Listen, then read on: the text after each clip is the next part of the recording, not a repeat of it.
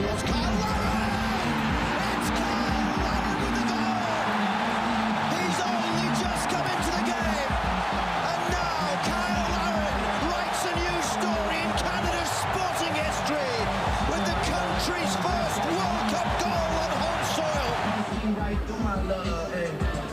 History was made today at Toronto Stadium as Canada hosted its first ever FIFA World Cup game, and the home team secured a hard-fought draw against Bosnia-Herzegovina.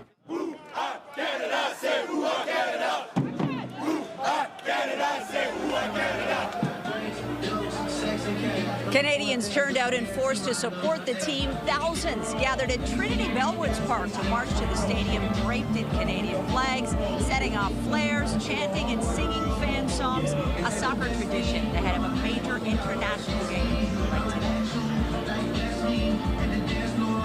And a massive throng of supporters of Bosnia and Herzegovina were decked out in blue and yellow in support of their team. Thousands gathered at Stanley Park and took part in their own march to Toronto Stadium. The game is over. Some of the fans are making their way home, others making a night of it. Toronto's big opening match has wrapped, but there are still 5 more to go. Good evening from the FIFA Fan Festival, just steps from Toronto Stadium, home of the first ever Men's World Cup game played here in Canada. That game ended just over an hour ago in a draw, but regardless of the outcome, it was a historic day for soccer in this country. CTV's Heather Wright was in the stadium for much of the day. And Heather, what an exciting game. Certainly it matched all the build-up, including the Canadian goal. Well, and this building truly did shake when that goal went in.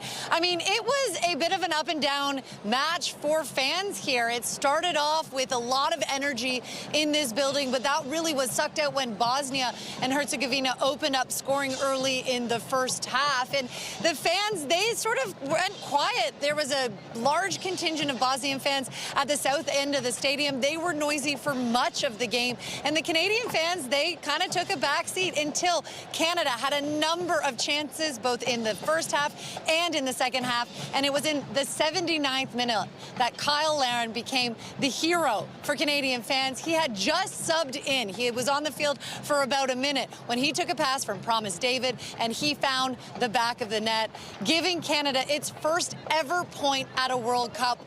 What a moment for the Brampton, Ontario native, and what a moment for fans here at Toronto Stadium and really right across the country. We've talked a lot about the fact that this is an historic day for Canada, the fact that it's the first time a men's World Cup match has ever been held on home soil. And the fans that we've been speaking with outside of Toronto Stadium as they're leaving, they couldn't have been happier. Of course, they wanted to have that win, but with a draw, Canada gets its first ever result, a very important point to take with them when they go to Vancouver. It is still not going to be an easy path out of the group stage, but of course, they are hoping to be able to make it to the knockout round. An important first result today with this 1-1 draw against Bosnia and Herzegovina. Thank you, Heather. Well, some people paid a lot of money to be inside for all the action. Fans from across the country and around the world packed Toronto Stadium for this afternoon's match.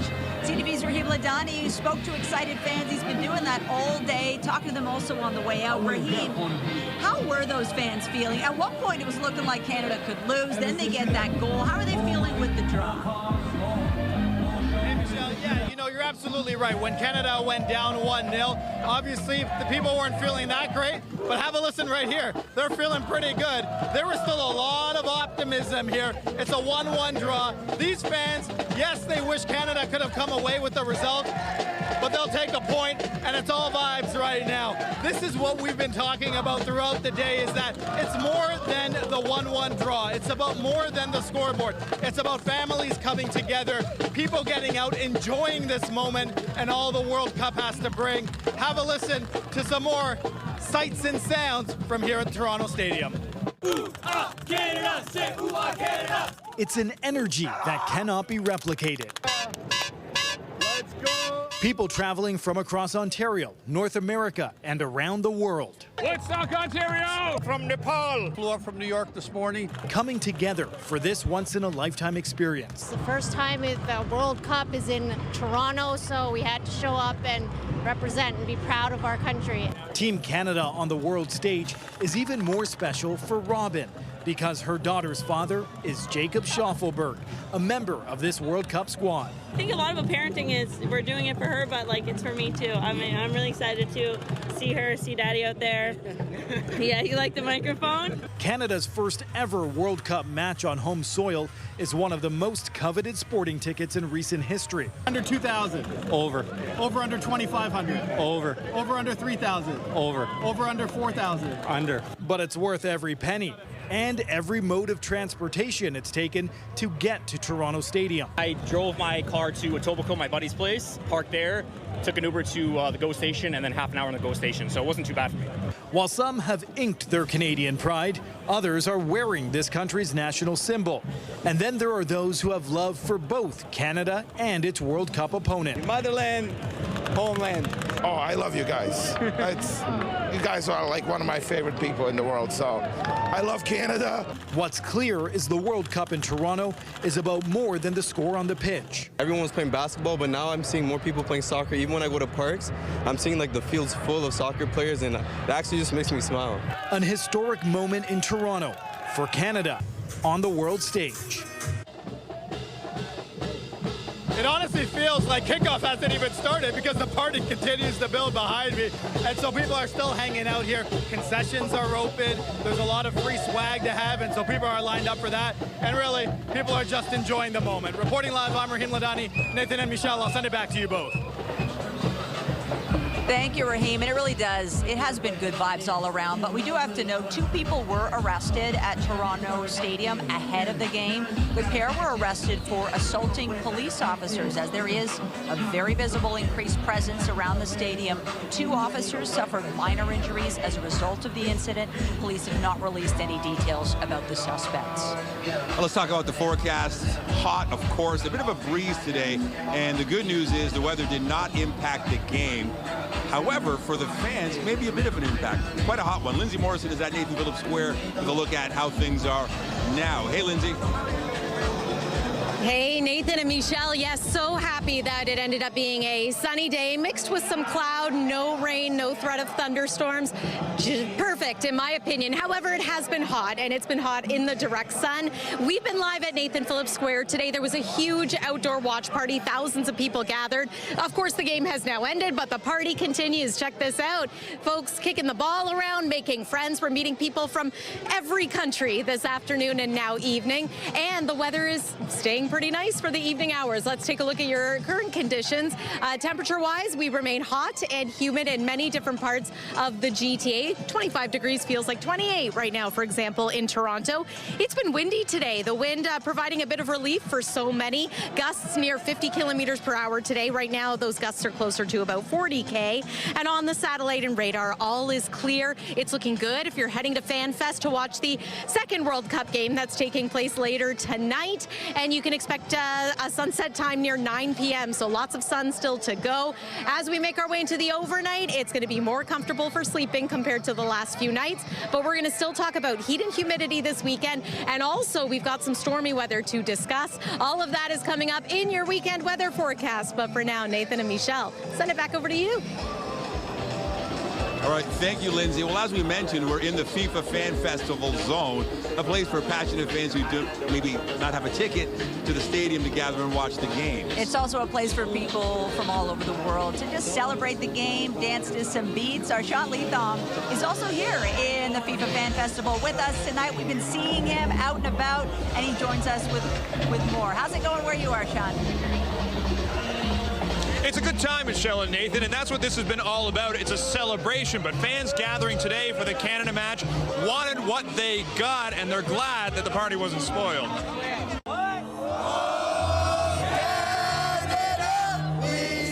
The elation of this moment in Canada, celebrating the beautiful game at home.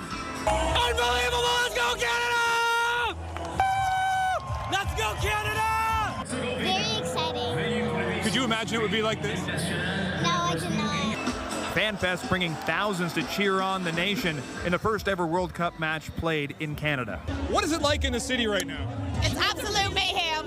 Everyone's wearing red, super good vibes. Oh, it's so exciting. exciting, the energy, the level.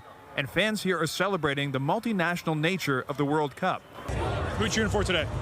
Canada for sure. But for the whole tournament, who are you cheering for? Brazil. I mean, it's always first like the one you were born in, and then the second the one that hugs you. So Canada is the second one. Okay, so you're wearing Bosnia, your mom's wearing Canada. Talk about it. So we represent both countries, Canada and Bosnia. We're both going to be winners at the end, but I know there's only one winner. As the day started in Liberty Village, fans were saying cheers early. Early start. You got to get down here early. Well, you got to have some fun before you go to the game. You got to experience the atmosphere. It's vibrant, it's lively, it's excited. I'm so thrilled to be here today. Inside the Brazen Head, those headed to Toronto Stadium were taking in the atmosphere. The atmosphere is palpable, and it's only going to get better as the day goes along. I think this game means a lot to a lot of Canadian soccer fans. I don't know what to expect. I'm excited, but I think once I get in there, I'll really. Despite being on home soil, there were more than a few Bosnia-Herzegovina fans making their presence felt. I'm just too excited. My first World Cup game, so just kind of super excited to watch it. Go Bosnia!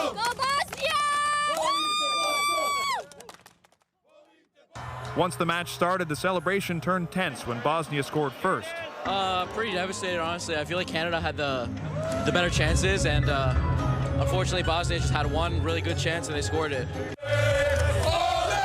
Canada would not be denied, pushing back and fans getting what they came to see. Oh my, it's unreal, unreal. The tension the whole time leading up to that exact moment, everyone starts jumping and screaming. That's what we're here for. Now, the celebration continues. So it seemed like Canada needed that goal just to allow the party to go on here. But now it is. It's happening. It's Friday night. There's a month left of this. Reporting live, I'm Cyle Larin. Nathan, Michelle, send it back to you.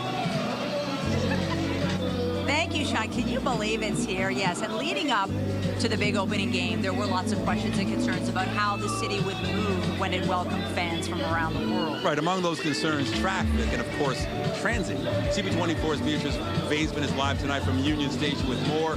Beatrice, how did things go today? Hopefully smoothly. Yeah, I think it went a lot more smoothly than I think a lot of people were expecting, Nathan and Michelle. I guess it speaks to 2.5 years of preparations that went into this. I mean, certainly there were moments of bottlenecks down at Exhibition Grounds and Exhibition Station once the game let out, the match let out. We were seeing kind of these bottlenecks as people tried to make their way down to the GO train tracks, and our chopper was up above actually capturing kind of the bottleneck situation. Here at Union, where I went up on the platform as the first train arrived from Toronto Stadium. It was packed, not a lot of room for people to get into that train, but certainly transit. That's been the approach that the city was asking people to take. And just walking around the downtown core, I was up on King Street earlier near University. It seemed eerily quiet just in terms of vehicular traffic. So it seems as though a lot of people were heeding the warnings from the city as officials asked for people to leave their cars at home. So the GO trains were busy, the streetcars were busy, but the roads were not. Just looking around Union Station, I mean, it kind of ebbs and flows. Guys, were you guys at the game? Were you guys at the game this evening? We were, yes. And how was the match? Where are we talking? Over here? Come. Right here. Come on over. Come on over. I think it was an amazing game. 1-1 draw, first point for Canada in the World Cup finals. What an inspiration for these kids. Both of them play Pickering and Dutch Connections out of Scarborough. Go Canada! Go Canada! Come on! Go Canada. What were the vibes like in there, buddy? What were the vibes like in that stadium? Crazy. Crazy? What was it like when Canada scored and evened up the game? Crazy. What was it like for you? It was really fun. Everyone was chanting, Cyle Larin, Cyle. They were all chanting. Yeah. Now come back here. Did you guys take GO Transit to get here? We took GO Transit. I thought, organization impeccable. GO Transit, the volunteers at the stadium, police, everything was super fast. My wife actually was at work. She had to come a little bit later. She found her way by herself. Everybody awesome, great feeling. Bosnian fans, absolutely awesome. Let's go together. Canada and Bosnia, let's go. Go Canada, go. Go Canada, go. Go Canada, go. There you go. Thank you guys so much. Get home safely. So listen, you heard it there first. The organization's been great. There's been a lot of Metrolinx workers here at Union, making sure people know where they need to go. And same for the TTC out at King and University. They were guiding people exactly to the streetcar they needed to be on. Nathan and Michelle. CP24's Beatrice Vaisman, thank you so much. She's at Union. Gosh, that family sure looked like they were having a blast. Memories for a lifetime. So we mentioned, and it's a given, public transit is going to be busy throughout the World Cup as people navigate through the city. For more, we're joined live by TTC Senior Communications Advisor Zara Shirazi. Zara, what are you seeing out there as thousands of people exit the downtown core and spread out across the city? Any issues or trouble spots? Hi, Michelle. Well, we have no concerns, but there is some overcrowding at some of those high traffic areas, especially as people leave the stadium and come into Union for the Jays game. So like I said, Union, Exhibition, and Fleet Street. To help manage these crowds, we have extra service on lines 1 and 2, as well as the 509 Harborfront and 511 Bathurst. We also have those special routes for the World Cup, like the 809 Fleet Hub Express and the 829 Dufferin Gate Express. Good to know. So we still have 5 more games, Zara, to play. What do you think people should keep in mind as they head out to those games or to other events on game days? Yeah, well, when you're going to games, transit will probably be your best option. We have prepared for this. We've ramped up service, and we also have no scheduled closures during the World Cup. We also have all hands on deck here at the TTC. We've got staff across the city in these awesome red TTC jerseys there to help provide directions and answer questions. Also, doesn't hurt to check out the website or at TTC Notices on X for some real-time updates before you leave your house. TTC Senior Communications, Zara Shirazi, thank you so much. We know this is a big undertaking for your team. We appreciate the work that you do. Have a great day. And with that, while many attendees are making their way back from Toronto Stadium, FIFA Fan Fest, and other watch parties, special transit service is scheduled for those choosing to celebrate much later into the night.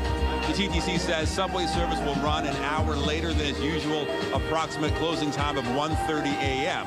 Tonight and following future matches. There's also a special overnight streetcar service on the Harborfront and Bathurst routes. Along with increased service throughout match day, GO Transit is running some additional late-night trains. The last Lakeshore West train will leave Union Station as late as 12:47 a.m. The last Lakeshore East train leaves as late as 12:50. Riders planning to take the Up Express can expect the last trip to depart Union at 1:45 a.m. The World Cup is underway, and so too are the scams. Pat Foran will have some of the big ones to be aware of just ahead, along with the other news of the day.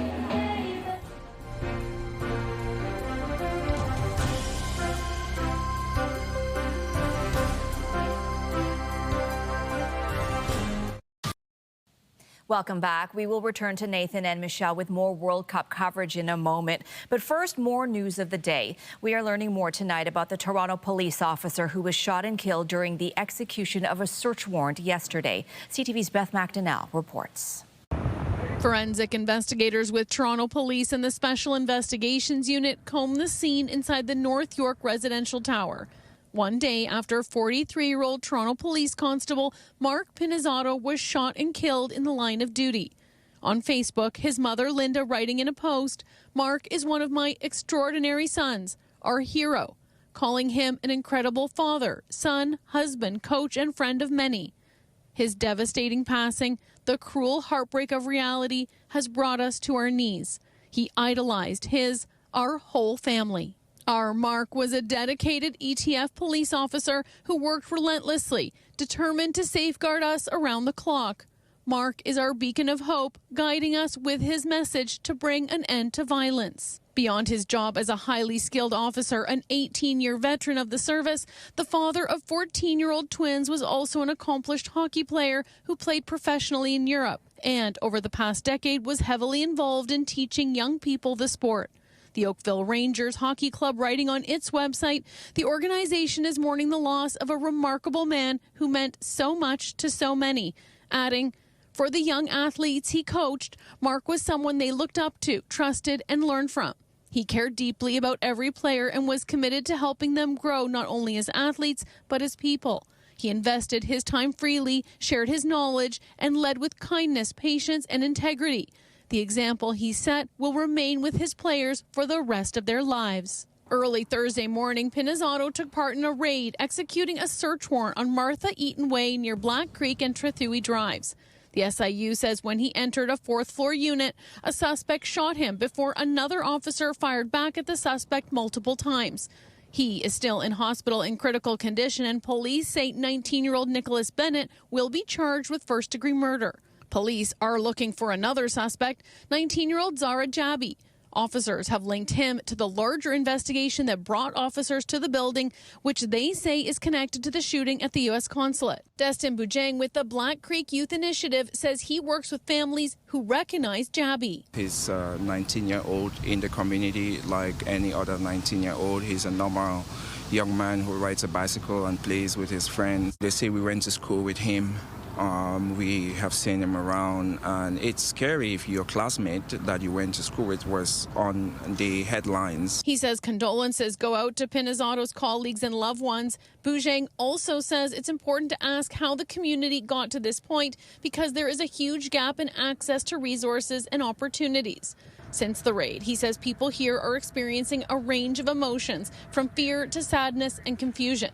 And the priority now is to make sure young people feel seen and have trauma-sensitive spaces to express themselves. Beth McDonnell, CTV News.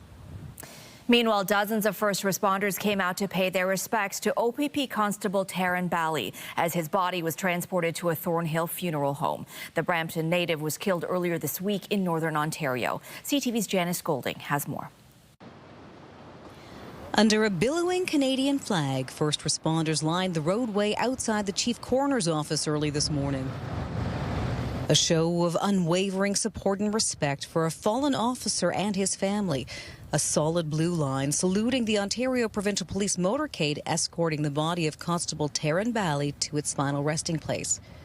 It feels heavy, but we sincerely appreciate the support that has been shown by members of the community, our other police services that are here, first responders. It goes a long way in helping us as we grieve and mourn. The 29-year-old was killed over the noon hour Tuesday, struck while trying to stop a vehicle in Hearst, Ontario, some 9.5 hours northwest of Toronto. The vehicle that struck Constable Bally was allegedly driven by an 18-year-old who'd fled from a hospital where he was being assessed under the authority of the Mental Health Act. Constable Bally, who originally hailed from Brampton, was a rookie police officer with just 2.5 years on the job. He'd volunteered for a deployment with the James Bay Detachment in Northern Ontario to help with a staffing shortage when he was killed. I'm not angry, no. I'm so proud. I'm proud. I'm so proud to what he did for the community. Sanjeet Sandhu says she's known Officer Bally since they were classmates. We grew up together, and I'm just trying to find my way to be there and to meet him, to see him for the last time. Sandhu joined others from the community today outside the Kane Jarrett Funeral Home in Thornhill to say farewell to her fallen friend. He was so full of life, and I cannot imagine him in that van. It's so hard. Others who didn't know Constable Bally at all also came to show their respect. Well, they put their lives in jeopardy for us, so we need to come and support them and show that we do appreciate what they do.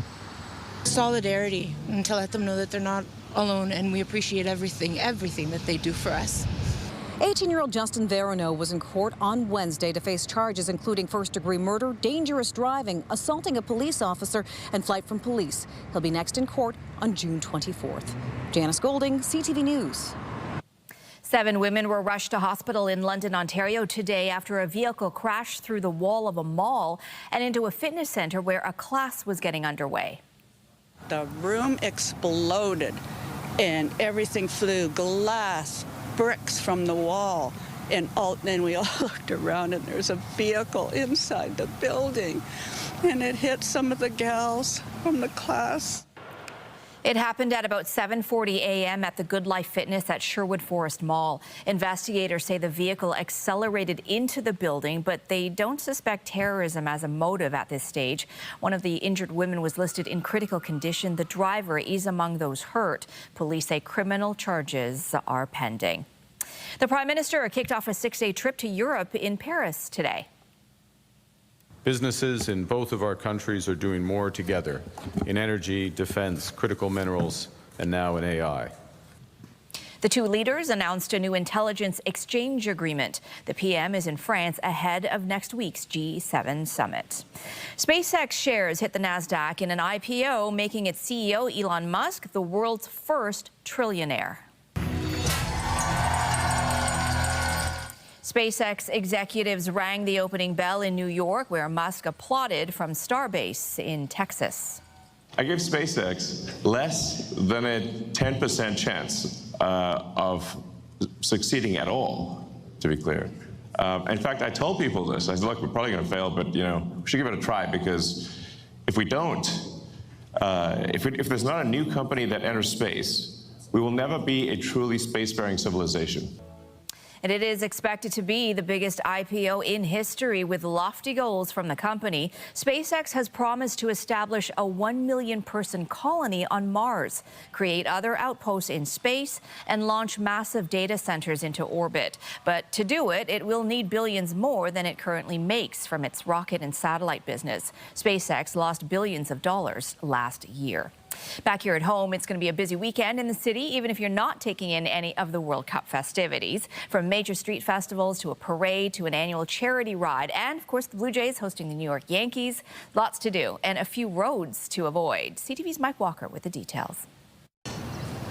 The tables are being placed, the grills fired up as the stage is set for the Taste of Little Italy on College Street. There's always really good food at these things. It's the community, it's the vibe. Hundreds of thousands of people are expected to attend one of the largest street festivals in the city, with more than 200 businesses participating. It means getting the whole community together for them to enjoy our Latin American culture. It's the busiest weekend of the year for many restaurants like Sotto Voce. It makes our year. Also looking to bank on the FIFA World Cup with watch parties. Since post-COVID, a lot of the restaurants have not done well, so a festival like this can really help us out. The annual street festival shutting down College Street between Bathurst and Shaw until 3 Monday morning, one of many road closures this weekend for festivals and events.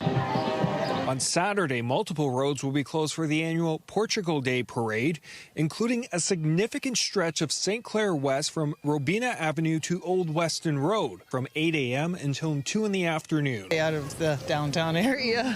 Actually, I'm going to head out of town for the weekend. Just walk around. It is going to be congested, but that's the summer in the cities. On Sunday, 4,800 cyclists will hit the road for the 19th annual Princess Margaret Cancer Foundation Ride. That will include several road and lane closures along the Queensway, Bloor, and the West Mall. We were just shy of 4,200 riders last year, so pretty significant increase. The two-day ride from Toronto to Niagara, formerly known as the Ride to Conquer Cancer, is the foundation's largest fundraiser for cancer research and patient care. Princess Margaret benefits cancer patients across the world, specifically the work that they're doing on innovative therapies, so new ways of treating our patients, diagnosing cancer earlier. The city urging anyone with plans of traveling near these events to use transit. And the good news is, with the World Cup now underway, there are no planned subway shutdowns. Mike Walker, CTV News.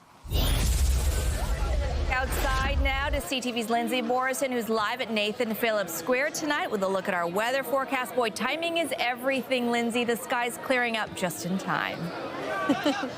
It was so great weather-wise, Zarida, and it was so great down here getting to meet so many people. There are tourists here, there are locals here, and I must say, at Nathan Phillips Square, these pitches that they've put on the ice rink, I love it. We've been meeting some soccer players here. Okay, tell me your names. Matinum. Yoab. Ebenezer. Nathan. Oh, and these guys are good soccer players. I've been watching them out here. You were here today cheering on Team Canada. How did it go to see your team play on home soil? It was good. Yeah. And it's been pretty cool having these pitches out here. I know this is not your first time down here, but I play soccer at home with Natsudo. You play soccer at home? I've been seeing you play soccer here in the city too. Tell me, what is it that you like about having these pitches right here downtown in the middle of all the action? Learning how others play and making new friends. Yeah, people are making new friends, whether they're local or visiting. It's been so great. I know you guys are so eager to get back out there and play, so why don't you go ahead? I'll let you go free. Thanks for stopping by tonight. And it is a great night, Zarida. The party continues here at Nathan Phillips Square. Go Canada, indeed, long after the game is finished. Let's talk about your weather forecast. We'll begin with a look at the current conditions, and it has been a hot day today. Not as muggy as yesterday. Right now, 25 degrees feels like 28. If you can find some shade, it's lovely, it's comfortable, and there's been a nice breeze today with winds out of the west, so that's helping matters too. Tonight, expect a clear sky, an overnight low of 17 degrees. That's more comfortable for sleeping, like the 20-degree lows that we experienced the last night and the night before. Tomorrow, it's possible that we could still climb to 30 degrees. It'll feel more like 33 once you factor in the humidity, and southwest winds are still going to be quite strong, gusting to near 50 kilometers per hour. Little journey across our province shows it's mainly around the Golden Horseshoe that we will be flirting with 30. Elsewhere, temperatures should be just a little cooler, and you may notice a couple rain icons on select cities here. There is the chance of a quick passing shower for your Saturday. However, the majority of the day is expected to be dry here at home. It will, however, be unsettled for parts of cottage country and communities east of Georgian Bay. Current satellite and radar look at that clear sky right across southern Ontario. High pressure at play. Perfect for Team Canada playing their match this afternoon. As we make our way into tomorrow, as mentioned, chance of passing showers north of the GTA. Some areas could get clipped, maybe in the East End, for example. The bigger weather story is going to be heading into the day on Sunday. We've got widespread wet weather on the way. So let's take you through the timing of it all. Here's tonight. As we make our way into tomorrow, a sunny start. There's that rain arriving midday for areas like Owen Sound and Perry Sound into the evening. Quick chance of a quick passing shower also. There's around 9 p.m. north end of the GTA. Might see some wet weather too. What's more likely though is Sunday morning, Sunday midday, and Sunday early afternoon. We get into some heavier rounds of rain, perhaps some thunderstorms too. This is expected to clear out mid-afternoon and into the evening. Hopefully some sun before the day is done. And then Monday is looking like a more consistently sunny day. It is going to be cooler though Monday and through the early part of next week. This is an idea of how much measurable rain we can expect. Again, areas to the north of the GTA are going to see more rain than areas to the south. Here's a look at what you can expect for the weekend. And if you're heading to the RBC Canadian Open, plan on it being hot on Saturday, potentially stormy but cooler throughout the day on Sunday. And then your 7-day forecast shows overall cooler conditions into the early part of next week. There are a couple more games happening at Toronto Stadium in the coming weeks, including next week. So we're going to keep an eye on that. Chance of showers, especially Wednesday, Thursday, and into Friday. It's a wonderful evening tonight here at Nathan Phillips Square. We are celebrating Team Canada and the FIFA World Cup, Zoraida. But for now, I'll send it back to you. Thank you, Lindsay. After the break, we'll return to the FIFA Fan Festival for more highlights of the opening day of the World Cup. Stay with us.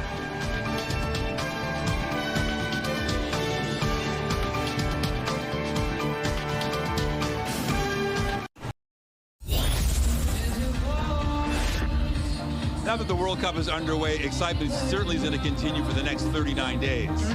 Maybe you're inspired, you want to try to get a ticket to one of the games coming up or submerge, but as CTV's Pat Ford reports, you got to be careful. Kone driving forward, played through towards Cyle Larin!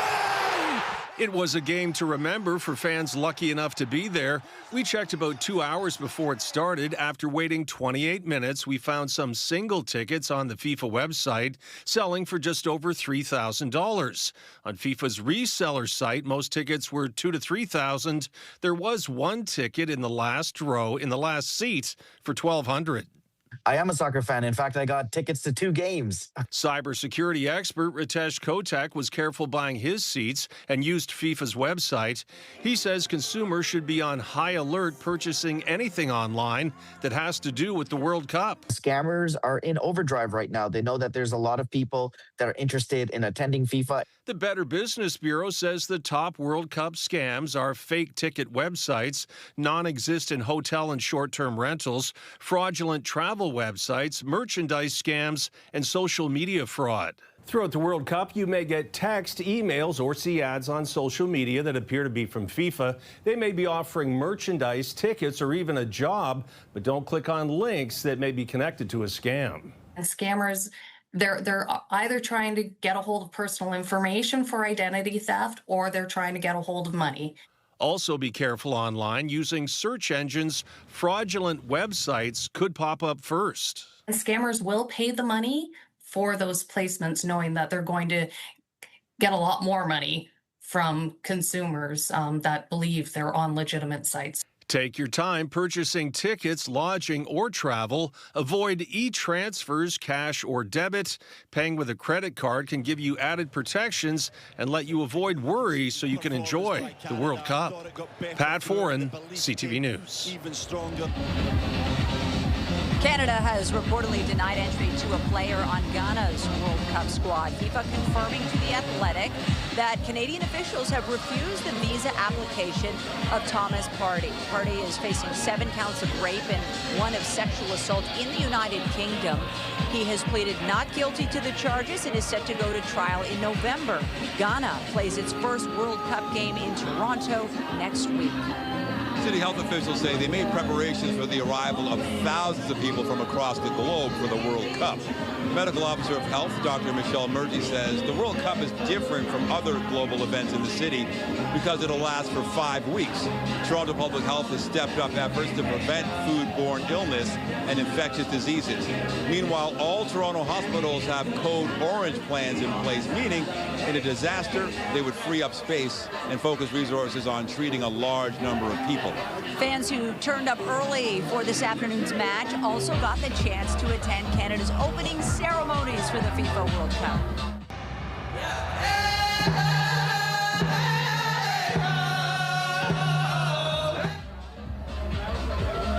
Proceedings began with a celebration of Canada's Indigenous peoples and cultures, led by Juno Award-winning singer-songwriter William Price. That was followed by special performances from several Canadian and global celebrities.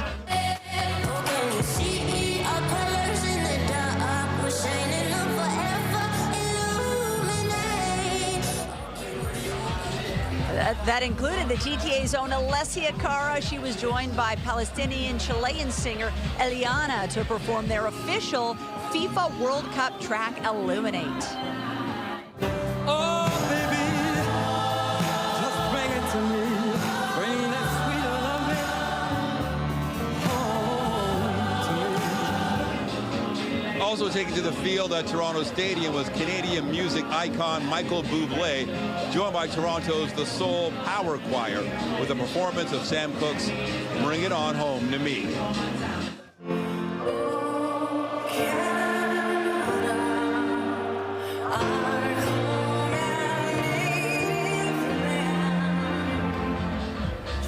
And fresh off her induction into the Songwriters Hall of Fame, Alanis Morissette sang "Oh Canada" ahead of the match, a performance that ended with a special flyover by the Canadian Snowbirds past the cheering crowds at Toronto Stadium.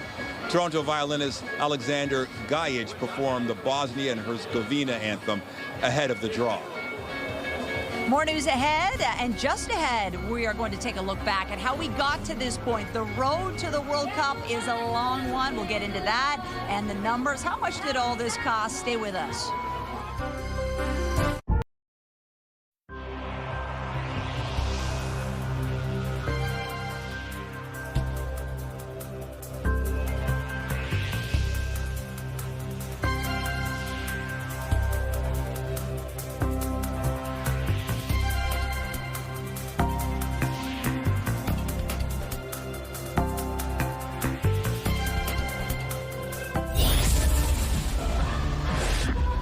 As we've been showing you this hour, Toronto's moment on the world's biggest sporting stage has finally arrived.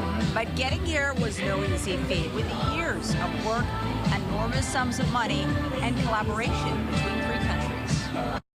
Canada, Mexico, and USA have been selected by the FIFA Congress to host the 2026 FIFA World Cup.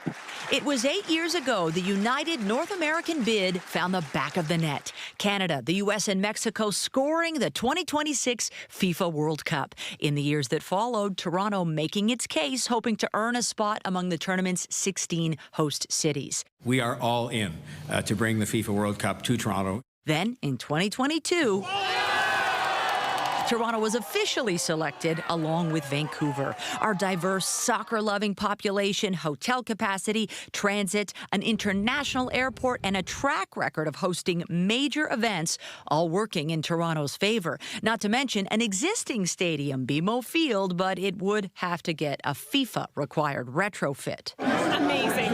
No words. This is very exciting. Like a soccer ball, the cost has bounced around. The original, very preliminary estimated cost for Toronto to host 3 to 5 matches was $30 to $45 million. That number rising over the better part of a decade, now sitting at $380 million, which includes funding from all 3 levels of government for 6 matches in the 6, while Vancouver netted 7 matches. A report last month from the Parliamentary Budget Officer estimates the cost for Canada as a whole to host 13 games is more than $1 billion. The estimated cost per game, $82 million. Whether it's worth it depends on who you ask. Supporters say the investment will pay off. The province of Ontario touting the exposure, tens of millions watching the matches hosted right here in Toronto, estimating $1.3 billion in economic activity, more than 8,700 jobs created, and 300,000 plus visitors to the city. At BMO Field, now Toronto Stadium, during the tournament, the additional 17,000 seats won't stay, but many of the upgrades, new video boards, improved lighting, audio, Wi-Fi, and enhanced fan and hospitality areas are legacy items that will benefit Toronto teams. There's also new state-of-the-art soccer infrastructure around the city and community programs. It looks like a real professional soccer pitch, and it looks really cool. A generation of young soccer fans and their families witnessing history in their own backyard. And the first of 6 games here in Toronto is now in the history books. And we have some post-game reaction following this afternoon's thriller between Canada and Bosnia-Herzegovina at Toronto Stadium. Yeah, we felt like we had them. You know, we were starting to push the game. The subs came on and made a big difference. The tempo got higher, and we could see that they were fading. So I told them that we've got them. Now it's time to put your foot on the jugular and go for the goal. It was special for me. I was ready to come in and score and to help the team, to help the stadium, the fans to get back with us, you know. And I think we had many chances, and I told the goals are going to come, and I said that from before. I score when Canada needs me, and I've always done. I felt like we did everything to give ourselves a chance to score. We were on top of them. We were pushing the game. We had momentum. We created so many chances. We had one where we hit the bar, so I think we deserved it. So it was just like a relief. But then obviously we knew the job wasn't done, but it feels good in those moments to have that kind of boost to keep going. The United States opens its World Cup campaign tonight in Los Angeles. The Americans are favored against the Paraguay side, making its first appearance in the tournament since 2010. Over the top, Hwang and continued that run. Always in the middle, and scores! Last night, South Korea rallied for a 2-1 win over the Czech Republic. The Koreans scored twice in 13 minutes. Earlier in the day, Mexico played its first match, beating South Africa 2-0. We got more.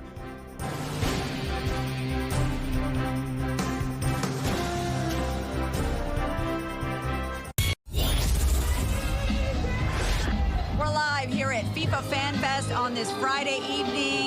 The party is on after Canada's first match of the FIFA World Cup. And Nathan and I have had the chance to be here. We've been at the stadium. What are the highlights for you? So many highlights, but one that sticks out I wasn't expecting. Walking around Toronto Stadium, and I just happened to see Dwayne DeRosario, who used to play for TFC from Toronto. And he looks at me and he says, "Can you believe this?" He was so excited. It was like he could not believe it, and he was right. This was history that we got to see that most did not expect. The World Cup being played in Toronto, first time ever on Canadian soil, and we got to witness it. What an amazing thing. So that, one of many incredible highlights, but that one sticks out. And how great for him, because he's been part of the push, you know, for all these years trying to get the World Cup. Yeah, how about you? You know what? I've been all around this. Like, there are signs of FIFA everywhere. It really is a lovely vibe. If you're taking transit, I was at the Eaton Center yesterday, all kinds of pop-ups, and everybody's in a great mood. And gosh, it's nice that the weather cooperated. It's just a special time. And to witness history, even if you don't have a ticket to a game, there's a lot for people to do. One of the screens is under the Gardner. What an experience to see hundreds of people there. It's just been so much fun. Yeah, one thing I did check out, I was just curious to see the price, just a basic Team Canada t-shirt, just a t-shirt, $160.